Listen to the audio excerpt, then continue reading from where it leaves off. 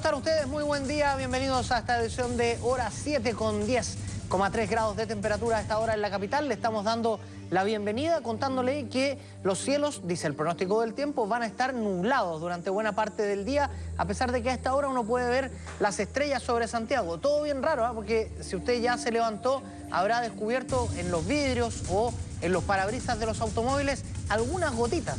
Poquitas son, pero algunas gotitas cayeron durante esta noche. 6,58, 22 grados, le decía el pronóstico del tiempo para esta jornada. Y le vamos a comentar que Giro ha ido tomando la noticia de la muerte del sindicalista Juan Pablo Jiménez, fallecido en febrero pasado. ¿Recuerda usted el de la teoría de la bala loca, que en algún momento explicó la PDI era la que le había costado la vida? Pues bien, familiares de Juan Pablo Jiménez se reunieron con peritos, pero de una empresa privada que se dedica al tema, y la tesis por ahora de la PDI estaría siendo refutada por parte de ellos.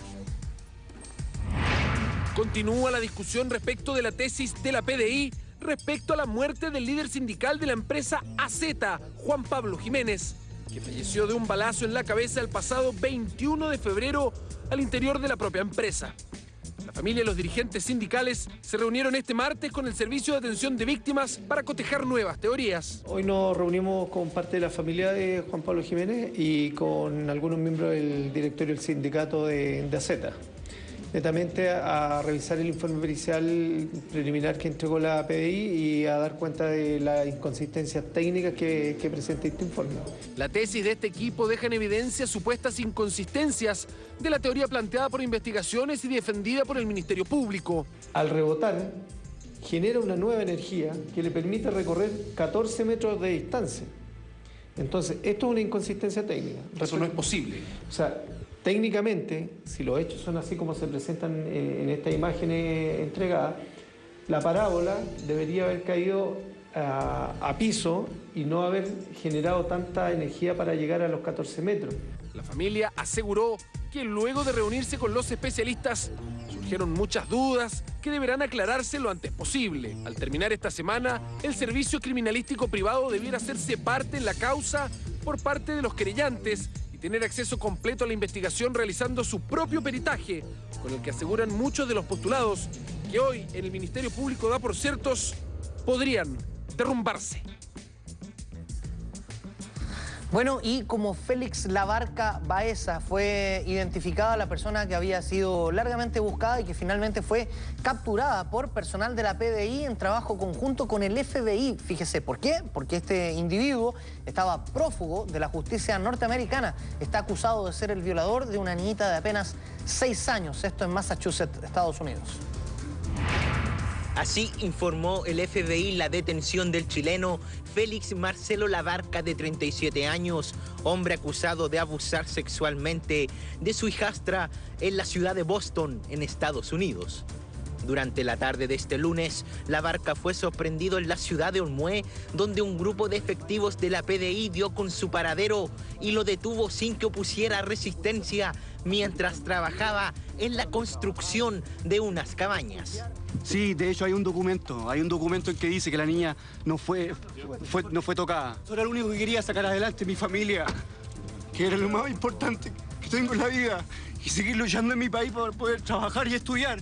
El caso se hizo conocido en diciembre del año pasado, luego que la PDI informara que estaba trabajando en colaboración con el FBI para dar con el paradero de Félix, quien habría abusado de la hija de una profesora de la Universidad de Harvard y luego habría escapado del país con un pasaporte falso tras pagar una fianza de $10.000.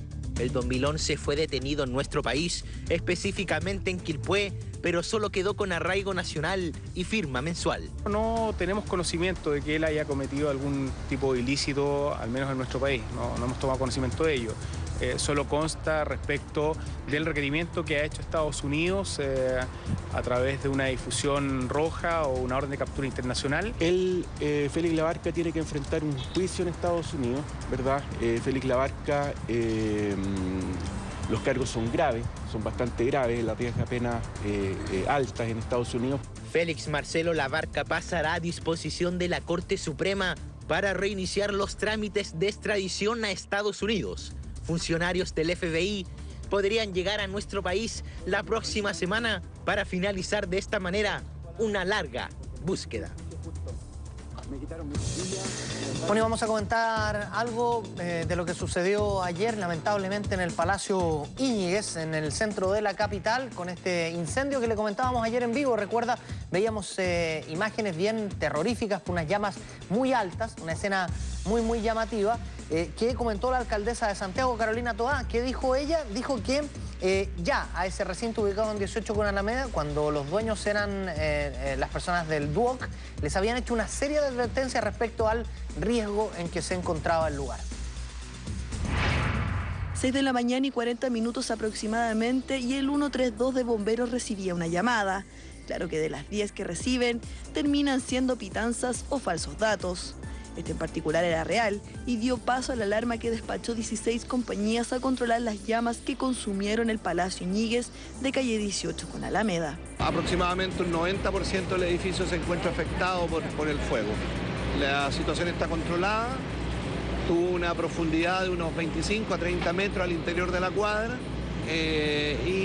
afortunadamente el edificio tiene buenos cortafuegos y eso limitó el fuego solamente al edificio afectado y no se propagó hacia el edificio del Círculo Español, la Confitería Torres, y no se propagó hacia el interior de la cuadra tampoco.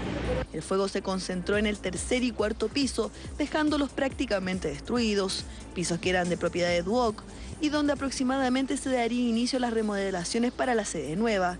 Quienes también por un momento vieron con preocupación que las llamas alcanzaran su negocio fueron los dueños de la mítica Confitería Torres, que está en la planta baja de la edificación.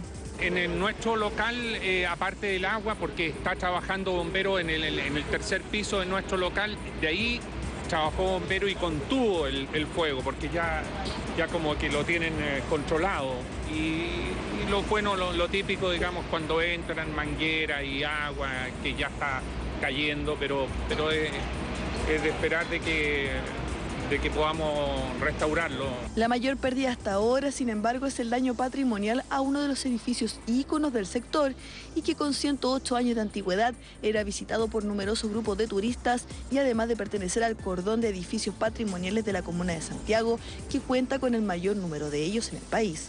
El Palacio Íñiguez es realmente muy importante de nuestro barrio de la calle 18. Tiene más de 108 años que se construyó este edificio y es un palacio realmente que lo que ha sucedido hoy día es lamentable. Aquí ha venido muchos turistas porque conocer este Palacio Íñiguez, porque era un palacio realmente que les daba toda la imagen del barrio 18. Este edificio es un edificio que está en un lugar estratégico, un edificio hermoso, toda la ciudad lo reconoce. Y el daño que ha sufrido en esta oportunidad es enorme, gigantesco. Duoc, dueño del edificio que arrienda a terceros como la Confitería Torres, había sido advertido por obras públicas de los resguardos que debía tomar, pero según la autoridad comunal nunca hizo caso. Por otra parte, habían comprometido 204 millones de pesos del Fondo de Reconstrucción del Ministerio de Cultura. La Dirección de Obras ha cursado innumerables reclamos y observaciones al Duoc respecto de la urgencia de desarrollar algunos trabajos mínimos de seguridad.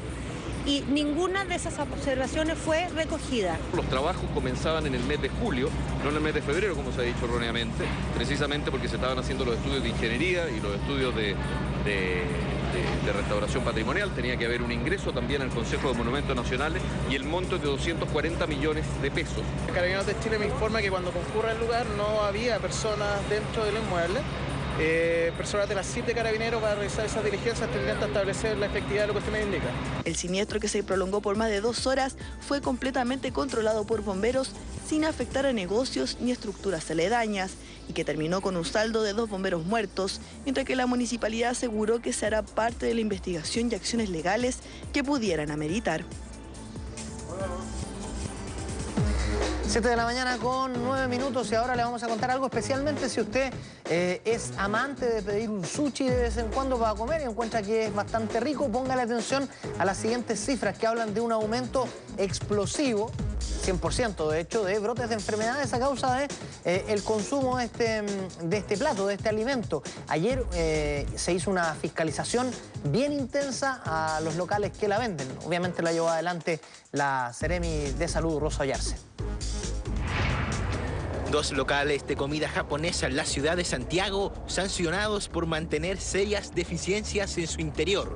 en un recorrido planificado por la Seremi de Salud, quien personalmente fiscalizó los recintos y cursó los sumarios correspondientes luego que se detectara un brote de enfermedades debido al consumo de este alimento.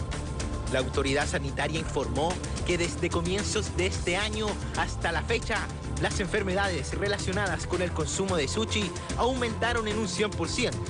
Brote masivo y preocupante para las autoridades, ya que ha dejado a más de 30 personas intoxicadas, de las cuales 2 de ellas tuvieron que ser hospitalizadas. Números que se duplican en comparación al año 2011, donde existieron 5 brotes con 24 enfermos en total. Desde el año 2011 a la fecha han aumentado considerablemente el número de restaurantes nuevos que se han abierto y también el número de restaurantes que están elaborando platos de comida japonesa, como este caso, como es el sushi. Muchos de estos casos se deben a la contaminación cruzada, un fenómeno que la Seremi se encuentra investigando. Hay mucha contaminación cruzada y esos son los riesgos que tenemos. Producto que hay elementos que se preparan, por ejemplo, el tempura se prepara con un batido de huevo que después se fríe, pero allí digamos, la manipulación, eso hace que se crucen los utensilios y provoquen contaminación en los otros elementos. Lo primero son la sintomatología, la presenta diarrea, vómitos, malestar general y, por supuesto, decaimiento. Esto es lo que las personas presentan y son a las pocas horas de haber consumido estos productos. La región metropolitana cuenta con 200 locales de sushi y entre ellos el Duri Sushi y el Miyako, los cuales fueron sumariados este martes por mantener un desorden en su interior y una temperatura superior a los 20 grados en los alimentos. Falencias que ponen en tela de juicio este tipo de locales de comida japonesa.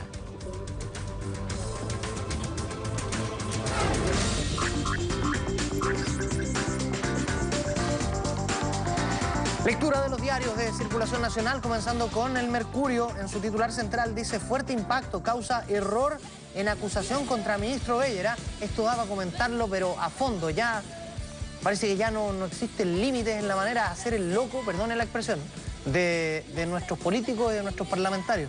Minería privada se excluye del paro nacional, pero divisiones de Codelco adhieren en forma masiva. Hubo paralización por 24 horas. De las 14 minas privadas que anunciaron que se plegaban al paro, 8 lo hicieron solo por 1 hora y 6 mantuvieron faenas.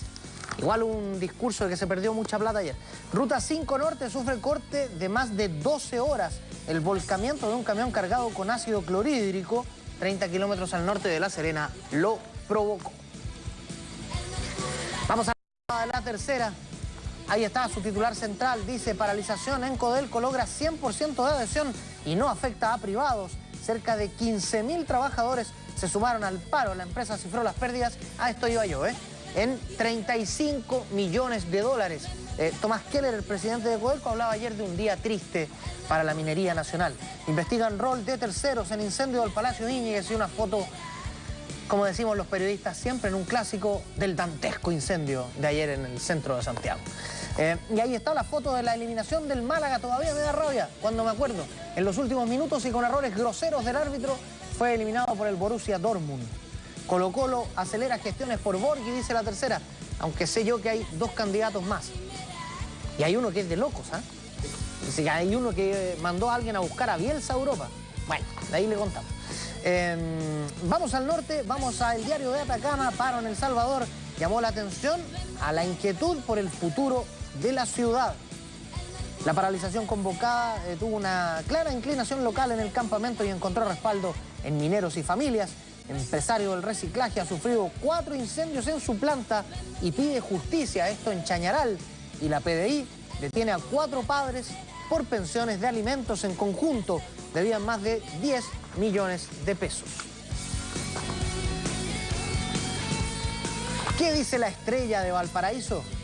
Dice que Interpol atrapó a chofer quilpueíno buscado por el FBI por violación. ¿Se acuerda? Le contamos hace un ratito en nota aquí en Hora 7. Pesar por inesperada muerte del concejal Alberto Neumann en Valparaíso. O Neumann, si usted prefiere. Y acusan a municipales de robo en Rodelillo.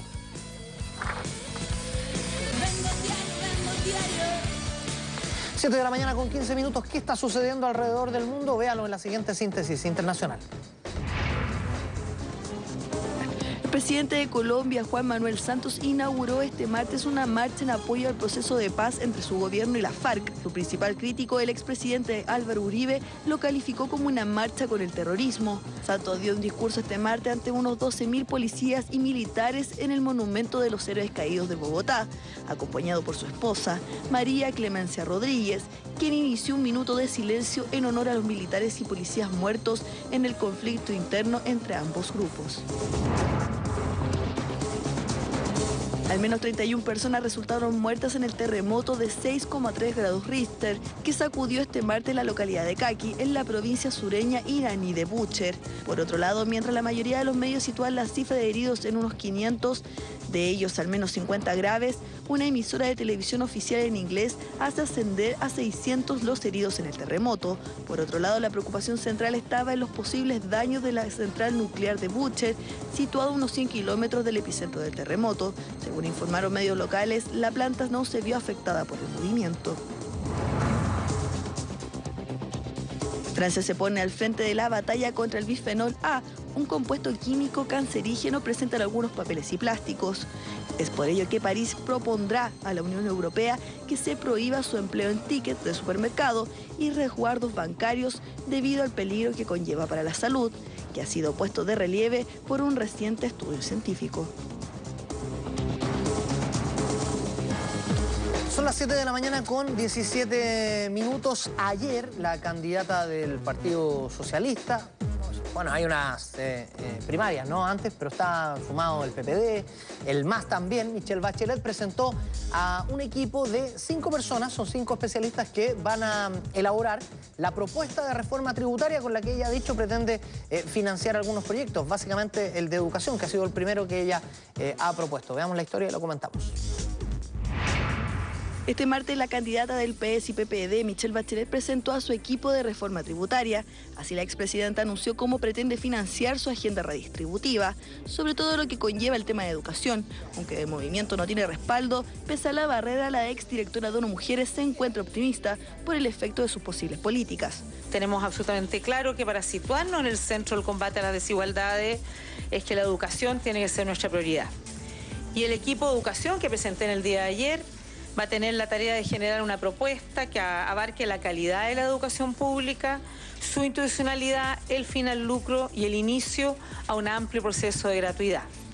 Como dije ayer, creo firmemente en el principio de gratuidad. El anuncio de Bachelet puso en la palestra que el actual sistema tributario es regresivo, además de ser un claro generador de desigualdad. Según un estudio de la Universidad de Chile, entre 2005 y 2010, el país registró una mayor concentración del ingreso equivalente al 1% más rico de la población, excluyendo las utilidades retenidas o ganancias de capital. Además, la exmandataria mencionó que los recursos serán destinados esencialmente a educación y el resto a otros compromisos sociales. Esta reforma tendrá, por lo tanto, 2 ejes: el aumento en la recaudación y la dimensión de la equidad. Necesitamos que los impuestos tengan un impacto redistributivo. Necesitamos asegurar la sustentabilidad financiera de la reforma educativa, así como de otras políticas sociales prioritarias para combatir la desigualdad. Mientras su equipo recién comenzará a trabajar en un tema donde aún faltan cifras que no se pueden visualizar con mayor claridad. 7 de la mañana con 19 minutos y para comentar esto estamos con quien también es precandidato a la presidencia de la República. Aquí está Andrés Velasco con nosotros. Andrés, ¿cómo está usted? Muy buenas, ¿qué tal? Buenos días. Yo quería empezar preguntándole casi una duda personal frente a este tema. A mí personalmente me llama la atención cuando se pide una educación gratuita para todo el mundo, porque es evidente que hay gente que tiene las condiciones para pagar una educación de calidad. Cuando la precandidata Bachelet dice que es regresivo, quiero preguntarle si lo comparte y en segundo si nos puede explicar, usted que es especialista, qué quiere decir con que es regresivo. Yo comparto lo que tú dijiste al comienzo y sospecho que mucha de la gente que está en la casa piensa lo mismo. La educación debe ser en los hechos gratuita para una familia de un joven o una joven que no puede pagar. Y para eso el Estado debe ponerse con todo, con créditos, con ayudas estudiantiles, con becas, de modo que no haya joven capaz, talentoso, con las pilas puestas que se quede fuera de la educación superior.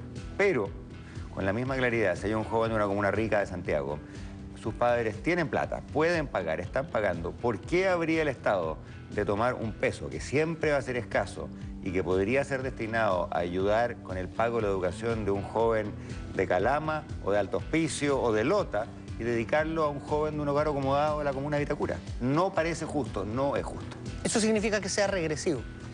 Regresivo es una palabra que le gusta usar a los economistas y que tiene que ver con una política perversa que pretende hacer el bien pero que termina dando mayores ingresos a quienes no lo necesitan, a las personas de más altos ingresos. Y eso, obviamente, hay que evitarlo. Hubo críticas a Michelle Bachelet porque cuando ella llegó, en algún momento dijo: quiero anunciar mi primera medida, y mi primera medida es educación gratuita. Y días después tuvo que precisar que no era gratuita para todos. ¿Usted comparte la crítica?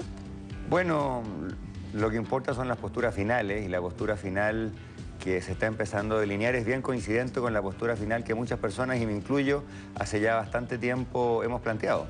El Estado se pone con todo para quien lo necesita, pero no es justo que un joven de altos ingresos reciba plata del Estado para financiar su educación. ¿Y por qué lo digo esto? Porque los desafíos son siempre muchos. Hay muchas familias de clase media muy endeudadas, las carreras son muy largas. Yo también he propuesto que acortemos un poco las carreras. Te doy una cifra. En Chile la carrera universitaria promedio dura poco más de 4 años. Perdón, poco más de 6 años. Y en los países de Europa en promedio dura poco más de 4 años. Es decir, en promedio la familia chilena está pagando 2 años más. Y eso, primero, dificulta la salida a trabajar de ese joven, eso le merma los ingresos, y por otra parte son 2 años más de matrícula, 2 años más de arancel que hay que pagar, y eso se siente obviamente en el bolsillo. Entonces, si le ponemos más fuerza a las ayudas estudiantiles, a las becas, y eso garantiza la gratuidad para la clase media que lo necesita, para los hogares más modestos, estamos haciendo primero una cosa más justa y segundo una mejor educación. Andrés, lo voy a cambiar de tema. Le quiero preguntar cómo ha seguido y qué comentario le provoca lo que ha pasado en el Parlamento, donde se presentó una acusación constitucional, al margen de que podemos conversarlo también, si le parece que era admisible o no, pero se presenta con severos errores en los que nadie parece reparar. No solo no reparan quienes redactan la acusación constitucional, que son los críticos del ministro Beyer, sino que tampoco nadie lo comenta en su defensa. Lo que me hace creer que en el Parlamento nadie se tomó la molestia de leer en serio. Le quiero pedir que dejemos en punto suspensivo su respuesta, porque hay una nota preparada que nos va a entregar detalles. Ante la acusación constitucional contra Harold Beyer, el presidente del Senado, Jorge Pizarro, recibió 2 peticiones de parte de la Alianza, la que cuestionó la disposición del texto aprobado por los diputados. En este sentido, Hernán Larraín aseguró que la Sala pedirá a la Comisión de Constitución, Legislación y Justicia para que revise el documento, esto antes que el Senado se constituya como jurado, debido a que el error presentado sería motivo suficiente para una revisión más profunda. En lo que respecta al presidente del Senado, Jorge Pizarro, este desmintió dicha posibilidad, debido a que esta instancia no amerita la participación de la Comisión de la Cámara Alta y que las normas no pueden extender a imprevistos. Del mismo modo, Alberto Espina apeló a la posibilidad de solicitar un recurso de nulidad, esto debido a la falencia contra Beyer sobre puntos atingentes. Finalmente, el senador Fulvio Rossi apeló a la calidad de los abogados de los senadores presentes y asistió que no se haga una manipulación política que contraría la disposición legal del Senado. Ayer se le preguntó a Andrés Velasco a hartos personeros de la oposición qué es lo que había pasado con esto, quién la había redactado, y no hubo ni una respuesta. Todos decían, no, pero no nos distraigamos, que hay un fondo. ¿Qué le parece todo esto? Mal me parece, que te puedo decir. Me parece mal todo lo que ha pasado en el Congreso en los últimos 10 días, partiendo por la votación que instala a una persona con una condena de fraude al fisco. Pedro Velázquez. Como vicepresidente de la Cámara de Diputados, una persona de pésima reputación. Vemos también como el señor Guido Girardi, también en el Congreso, el rey de las malas prácticas en Chile, aparece como jefe territorial de la campaña justamente de la candidata del Partido Socialista y el PPD. Otra cosa preocupante, y ahora vemos esta acusación constitucional que realmente no ayuda para la educación. Yo pregunto, ¿a qué joven le va a ayudar con la calidad de la educación que recibe, con las deudas que ha acumulado, que el Congreso se pase 2 meses en una acusación que no tiene sustento, que es evidentemente motivada por la política chica del empate, de lograr un punto político contra el adversario, y más encima que está mal hecha. Ayer Twitter ardía con gente que decía, ¿no es cierto?, esto es básicamente cut and paste, que alguien agarró en el computador unos artículos de otra acusación, y resulta, si uno lee literalmente la acusación, que al ministro Beyer se le acusa de incumplir una responsabilidad, pero no es la del ministro de Educación, es la del ministro del Interior. ¿No? Sí, claro, sí. Lo que te revela que esto se hizo a la carrera, de modo poco prolijo, y con una motivación que tiene poco que ver con la educación y mucho que ver con un punto político chico. Esa es la mala política que muchos hemos criticado, es la mala política que tiene realmente muy cabreada la gente. Hay que hacer las cosas de un modo mejor. Y a propósito del fondo, como decía por ejemplo el senador Pizarro, decía no se distraigan en detalle, que hay un fondo. Yo igual quisiera preguntarle, porque se lo escuché a dirigentes estudiantiles que uno de repente los valora por lo que han hecho en este país, decir que sí hay algo en el fondo de la acusación a Beyer que es legítimo y que tiene que ver con que en el informe que se le hizo llegar desde el Congreso se hablaba claramente de lucro en estas universidades investigadas y él habría omitido ese concepto y lo habría omitido a propósito. ¿A usted le parece que eso no es...? No me parece. Mira, digamos las cosas como son. Los mismos diputados que presentan la acusación el año pasado presentaron varias leyes para apretarle las clavijas al marco regulatorio de las universidades, reconociendo que el marco actual es insuficiente, es malo. Porque aquí no está lo que está en juego no es qué palabra usó el ministro, qué cosa dijo. La pregunta es, ¿estaban dadas las condiciones para eliminar los abusos de las universidades? Bueno, los ministros hacen lo que la ley les permite. Y si la ley fuera suficiente, estos mismos parlamentarios no estarían intentando modificar la ley. Sus acciones previas revelan, cosa que todo el mundo sabe, que hoy día el ministro o los ministros que han venido antes también no tienen los instrumentos. Por eso sería mucho más útil para Chile, mucho mejor para la educación de los jóvenes de Chile, que estos diputados, en vez de estar dedicados a gastar tiempo en esta acusación, estuviesen aprobando los proyectos de ley que ellos mismos presentaron. Te doy un ejemplo. ¿Qué es lo que pasa? Supone que las universidades no pueden sacar utilidades. ¿Qué hacen? Arman una sociedad por el lado, dedicada al negocio inmobiliario, lo que algunos llaman las sociedades de espejo, y por ahí le chupan utilidades. Bueno, hay 3 proyectos de ley del Congreso destinados a ponerle coto a ese fenómeno de la sociedad de espejo. Voten esos proyectos, señores diputados, sería mucho más útil. ¿Es verdad que no los votan por intereses personales? Porque hay muchos que están en propiedades de... Es posible, no tengo los antecedentes, pero hay otros que no están en propiedades o no están en universidades que tampoco los votan. ¿Por qué? Porque es mucho más fácil. Creo que tenemos un problema de cómo funciona la política en Chile, porque a fin de cuentas el día de mañana, ¿quién es el que sale reelecto? Bueno, el que sale mucho en la tele. Y el diputado que hace una cosa constructiva, que calladamente a las 11 de la noche vota un proyecto de ley, no sale en la tele. El que llama a una conferencia de prensa, hace una acusación incendiaria, ¿no es cierto?, sí sale en la televisión. Y por lo tanto estamos ante un proceso de frivolización de la política, de mala política, de una política que es básicamente para la galucha y no para los problemas de la gente. Pero usted salga en la tele y siga viniendo a vernos aquí ahora sí. Si ustedes nos invitan, feliz de la vida, encantado. Andrés Velasco, muchísimas gracias por venir hoy en la mañana. Muchísimas gracias, encantado. Nosotros vamos a cambiar de tema, le vamos a contar de esta convocatoria que está circulando por YouTube. Hay un video hace ya varios días en el que se convoca a una movilización estudiantil para el próximo 11 de abril. Aquí están los detalles. Muy buenos días. Hoy quiero dirigirme a ustedes, no como un comentarista deportivo, sino como un chileno más. Porque hoy hay un grupo de jóvenes, un equipo de chilenos que enfrenta un momento difícil, un momento de incertidumbre. Un grupo de jóvenes a los que no les ha sido fácil, pero quienes después de mucho tiempo nos hicieron recuperar las esperanzas, darnos cuenta que podemos remontar cualquier marcador. Le dieron sentido a la frase "querer es poder".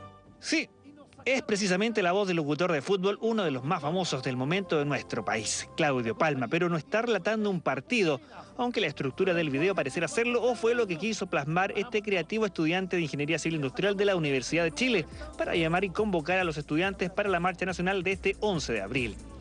Se demoró 3 días en grabar las imágenes y destinó el domingo para el montaje. Luego de eso lo subió a la red, previa aprobación de la Confecha. Fue el mismo quien escribió el texto que más tarde leería Claudio Palma, un relato que ha tenido aprobación en las redes sociales, pero también algunos cuestionamientos.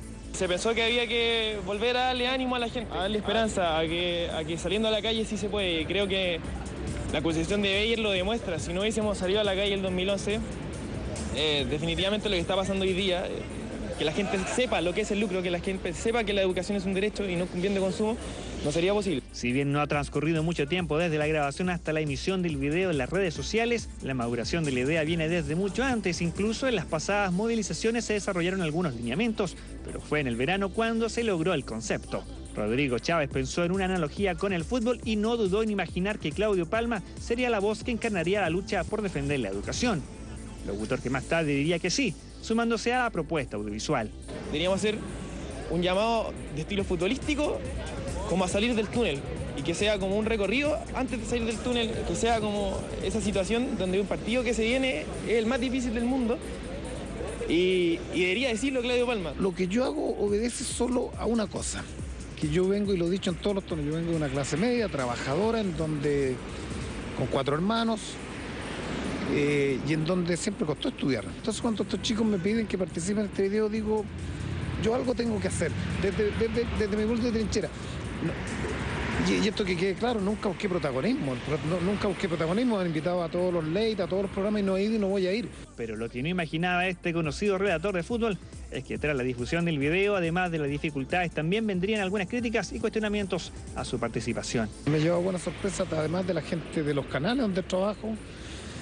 Y lo que me llama más la atención es que algunos, claro, hay algunos que son los menos que te dicen cuidado, ten cuidado ahora. Entonces digo yo, ten cuidado de qué, si estamos hace mucho tiempo en un país democrático. Él nos manifestó que está de acuerdo con el fondo de nuestras demandas y que por tanto estaba dispuesto a ayudarnos. Lo que pensamos era mezclar las pasiones que tenemos, como la pasión por el fútbol, y a la vez este mensaje de las necesidades que tenemos de realizar cambios estructurales. Un protagonismo que él no buscó, sino que surgió de la necesidad de este locutor de apoyar el movimiento estudiantil y al mismo tiempo dar su opinión sobre una causa que considera justa. La educación chilena no se vende.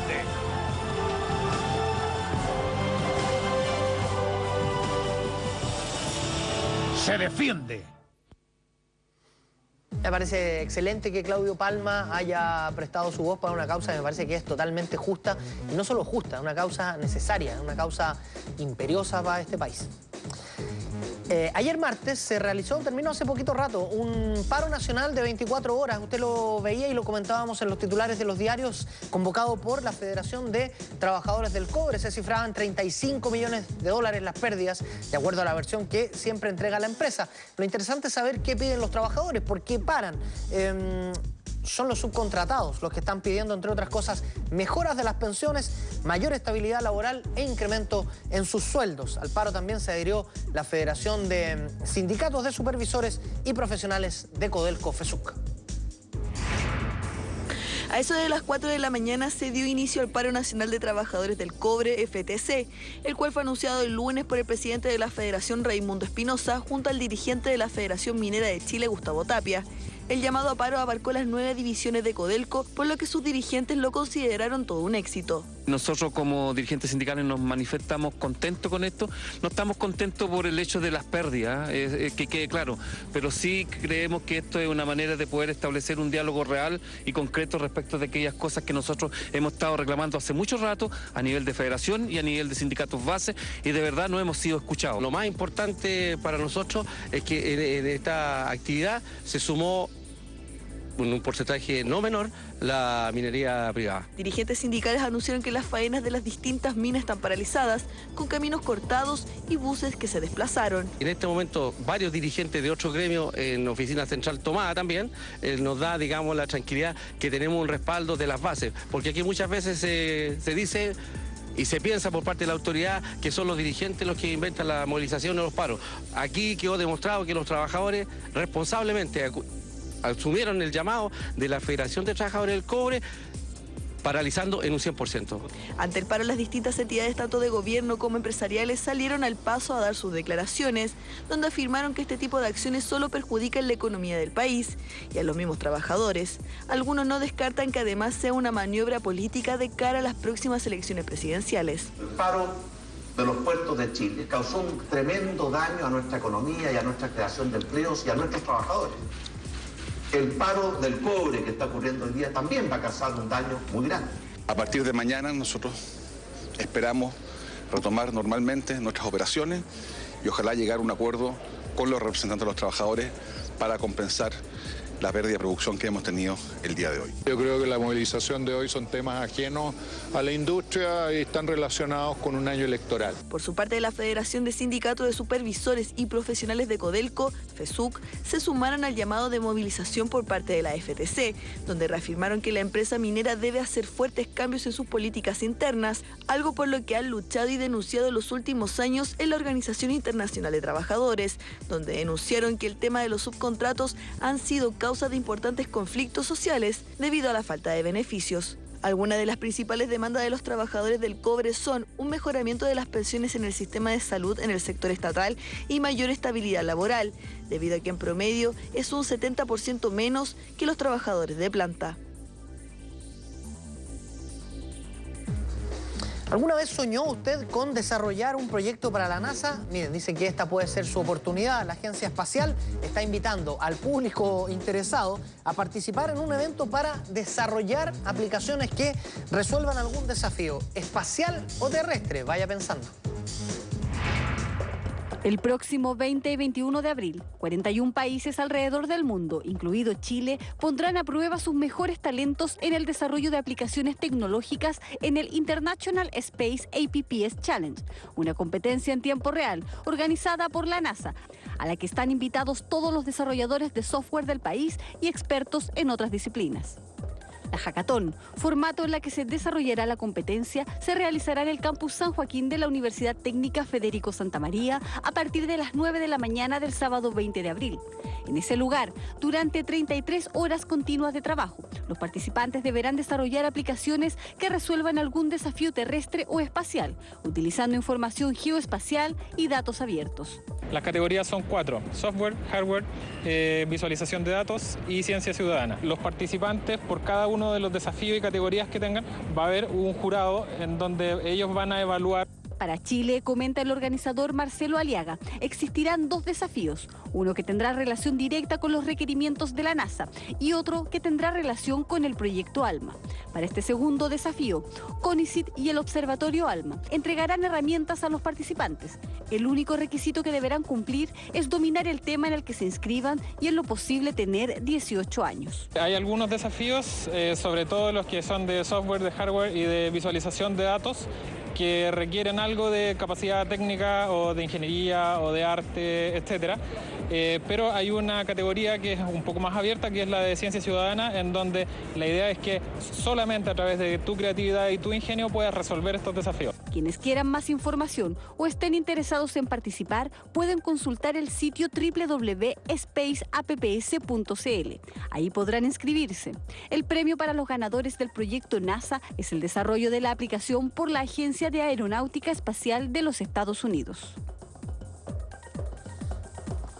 Son las 7 de la mañana con 38 minutos. Gracias por no taparme el reloj, maestro. Usted sabe que hay una construcción de un mall que es muy polémico, es el mall de Castro, ¿no? Primero por las dimensiones del proyecto, porque se supone que para los amantes de la arquitectura y de los paisajes desentonaba completamente. Claro que las críticas que venían básicamente de la capital no oían a los pobladores de Castro, a sus habitantes que estaban felices por la construcción del mall, básicamente porque acceden a servicios que ni soñaban tener hace un tiempo. Bueno, hay otro que despierta alguna polémica y es la construcción de un mall en Valparaíso. Veamos la nota. Ubicado muy cerca de la plaza de la ciudad, el mall de Castro no ha estado exento de polémicas, y aunque muchos ciudadanos se opusieron a su construcción, las labores siguen en pie. Es más, los habitantes de Castro hoy pueden apreciar la nueva fachada del centro comercial, una que gracias a una consulta ciudadana realizada por la empresa constructora fue rediseñada con un material que simula madera para poder acercar el edificio a la arquitectura de la ciudad, medida que no calma a los opositores, quienes alegan ilegalidad en los trabajos. Se ha faltado la legalidad, a la legalidad urbanista, a la ley de urbanismo, a la ordenanza municipal, y nosotros no estamos contra que haya un mall en Castro. Eso yo también necesito un buen centro comercial acá en la ciudad y todos necesitamos un buen centro comercial.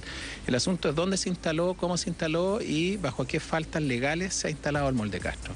Pero así como hay quienes se oponen, existen quienes agradecen la construcción, porque siguen explicando, es un alivio contar con un centro comercial que les permita realizar compras o tener acceso a mejores servicios sin tener que viajar a otras ciudades como Puerto Montt. Beneficios bastante, mucho. porque ya hay más alternativas de compra, van a haber seguramente precios más bajos y nos va a bajar un montón el precio, porque aquí para salir a comprar hay que ir a Puerto Montt y no sube harto el costo. Nosotros como consumidores necesitamos el mall. Toda la gente, de hecho se hizo una consulta acá en Castro y la respuesta fue clara: necesitamos mall.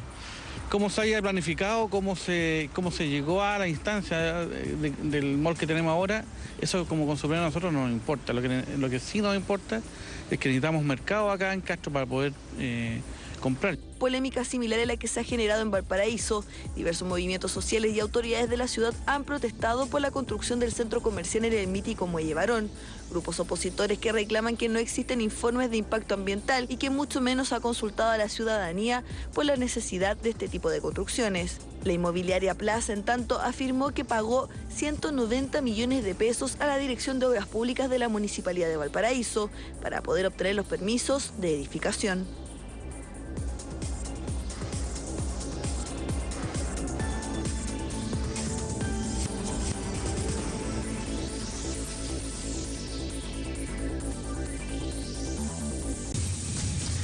Son las 7 de la mañana con 44 minutos. Vamos a tomar contacto de inmediato con nuestra unidad móvil, como siempre a cargo de Francisco Sanfurgo. ¿Qué tal, Francisco? Buen día. Hola, Pato, buenos días. Vamos a entregarles varias informaciones de carácter policial. La primera de ellas, un hecho bastante confuso que se da entre carabineros y un grupo de estudiantes en Avenida Recoleta con Dominica aproximadamente. La historia es bastante confusa. Había algunos estudiantes en un paradero de micro, llegaron algunos policías, algunos carabineros motorizados al parecer a hacer un control de identidad. Le pidieron los carnés, uno de ellos no estaba con su documento de identificación, por lo que comenzaron algunas discusiones hasta ese minuto de carácter verbal entre carabineros y los estudiantes. Al parecer, y digo al parecer porque hasta ahora todavía no se ha aclarado bien la situación, uno de los estudiantes habría molestado o increpado a uno de los carabineros, por lo que procedió a detenerlo el oficial de la policía y finalmente se enfrascan en una discusión, se empiezan a calentar los ánimos y terminan en una batalla a combos entre carabineros y estudiantes. Llamaron refuerzos, llegaron cerca de 20 efectivos policiales trenzándose a golpes con los estudiantes. Salen desde el Liceo Valentín Letelier, advertidos por una de las auxiliares, el profesor de educación física, otro profesor más, el director también del liceo, para detener un poco esta agresión entre carabineros y estudiantes, y finalmente terminan detenidos los profesores y 5 alumnos. Vamos a escuchar algunas de las declaraciones de lo ocurrido ahí en Avenida Recoleta. Los niños ahora, ¿y cómo van a ser delincuentes si anda con ropa de colegio? Entonces viene y me dice, no, necesito, son puros delincuentes y hay que llevárselos presos. Entonces viene el niño y le dice, yo no soy ningún delincuente, le dijo, ustedes andan confundiendo a la gente, deberían dedicarse a pescar a los ladrones que se roban las cosas aquí afuera en la calle y no hacen nada. Entonces ahí viene el carabinero, la pescó y le empezó a pegarle, le pegó con la luma al niño en la espalda, incluso después se metió su polola que andaba con ella y también le pegó dos lumazos a la niña en la espalda, a la polola, después le pegó a una niña en la cara, después la botó, la pisó. Y después yo le dije, ¿por qué estaban así con los niños? Y a mí viene y me pegó una cachetada, me botó los lentes, después me pescó la mano y me la torció y dijo, te voy a llevar de presa. Le dije, ¿y con qué me va a llevar presa? Le dije, ¿bajo qué cargo? Le dije, si yo estoy defendiendo a los alumnos del colegio nomás, que son los alumnos del colegio donde nosotros trabajamos. Llegan 3 carabineros en moto y empiezan a decirle a los compañeros de dónde son, preguntarle cosas y todo. Y le empiezan a decir, ¿tú de dónde eres? No, yo soy de Huachuraba. Ay, por eso te viste tan picado de choro, y empezaron a decir carabato. ¿Los mismos carabineros? Sí. A los compañeros. Ya, y el compañero, a uno que está adentro, le agarraron el gorro y las cadenas y se lo tiraron. Lo querían esposar y llevárselo detenido. Y él no quiso. Después empezaron a llevar de poco más carabineros. Y de un momento a otro llegaron más de 21 carabineros. Ya, y se empezó a hablar de Fulca, se querían llevar a un amigo, lo intentamos de sacar. También, ¿cómo se llama? Empezaron a pegar, se agarraron las lumas y empezaron a golpear a quien fuera. Que los alumnos se encontraban, uno de ellos haciendo desorden en la vía pública. Y al al carabinero bajarse a conversar con él, se inició todo este procedimiento. Se logró la detención de 4 o 5 alumnos, pero eran alrededor de 60 alumnos los que estaban provocando desorden en la vía pública.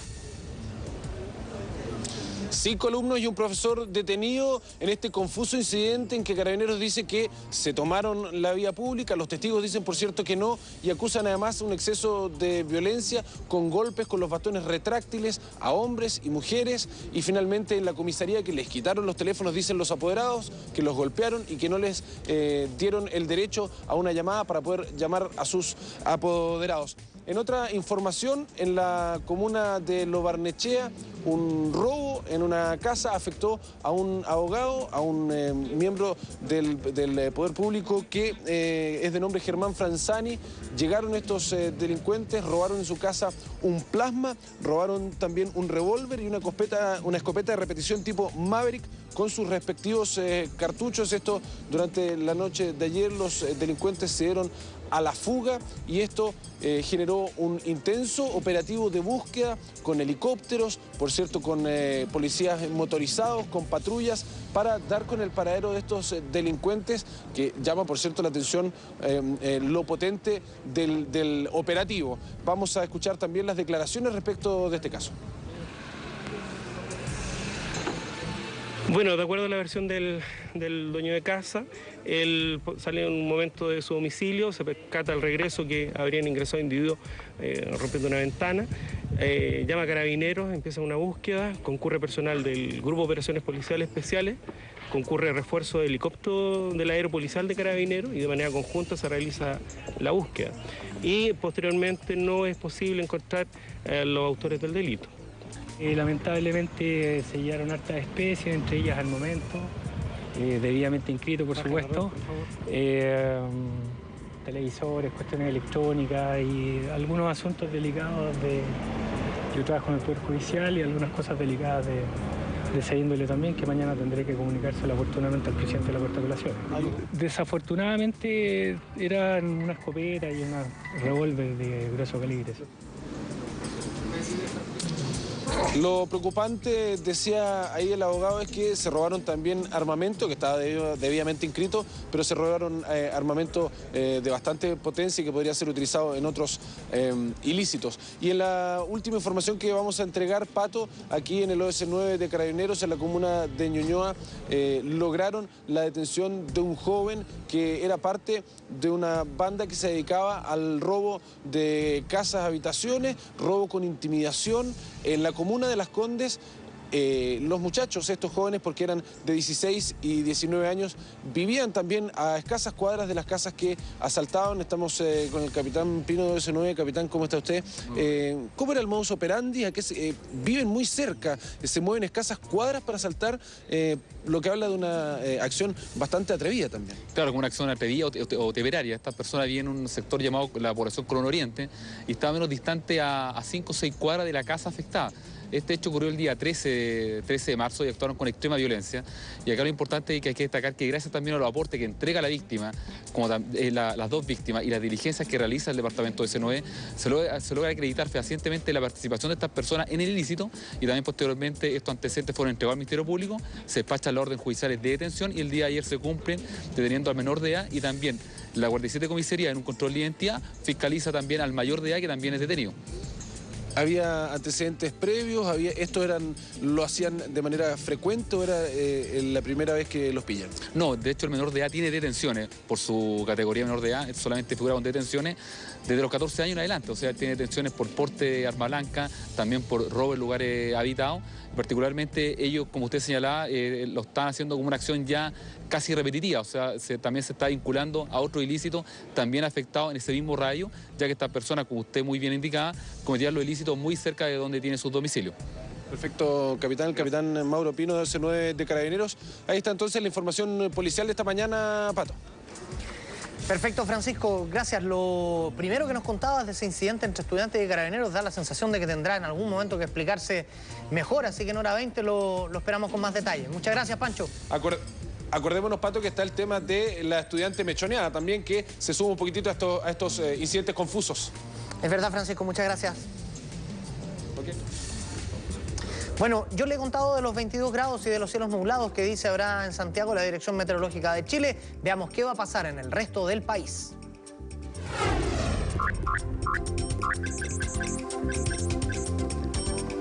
Empecemos por la zona norte. Arica va a tener nubosidad parcial, 23 grados la máxima, lo mismo en Iquique con 22, Antofagasta 20, cielos nublados en La Serena 12 y 19 las extremas.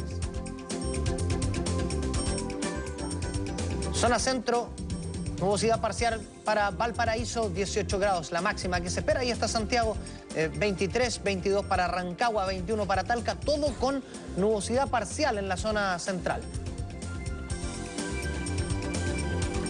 Y en la zona sur del país, ahí está Concepción, 17 grados la máxima, también nubosidad parcial. Cubierto en Temuco, donde se esperan 18, soleado Puerto Montt, 13 grados, igual va a hacer frío allá. Y lluvia para Punta Arenas, 9 grados será la temperatura máxima.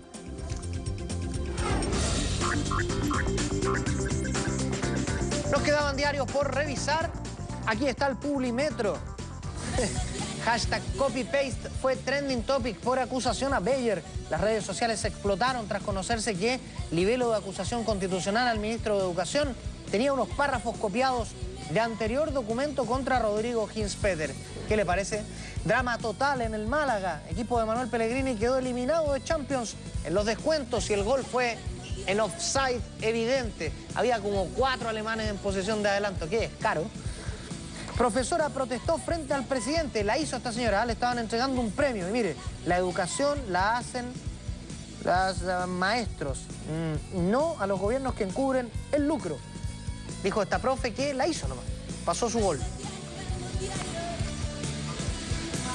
Mamitis aguda, dice la portada de las últimas noticias. Chilenos se van de la casa a los 27 años. Algunos pasan los 30 y siguen cómodamente instalados en la casa de mami o de papi. Aclaran caso del hombre que se desmayó en el cine.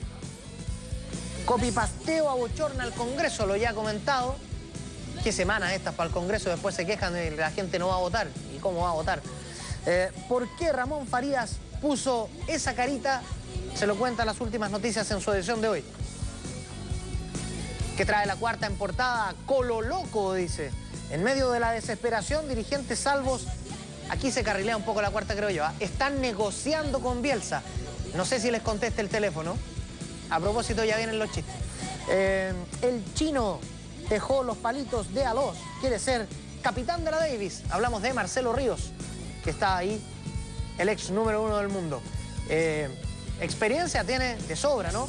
Manejo no sé si tiene. Angie estaba piolita haciendo shows terribles de hot. Esa es Angie Alvarado. Ya, la hija de Dani. Muy bien. Chistes, pongámosle humor a la mañana. Vamos, como siempre, con el chiste de La Tercera. Aquí está el humor de Herbie. ¿Y qué tiene de malo copiar, pegar? ¿Acaso no vivimos en una copia pegada feliz del Edén? Chiste de Herbie a propósito del copy-paste en el Congreso. ¿Le saqué una sonrisa? Valió la pena, entonces, el chiste de Herbie. Valió la pena. Y acá está el chiste del Mercurio de cada día. Jimmy Scott dice, es el colmo que tengan que venir de la Tierra a enseñarnos cómo se hace un evento. Bueno, muy bien.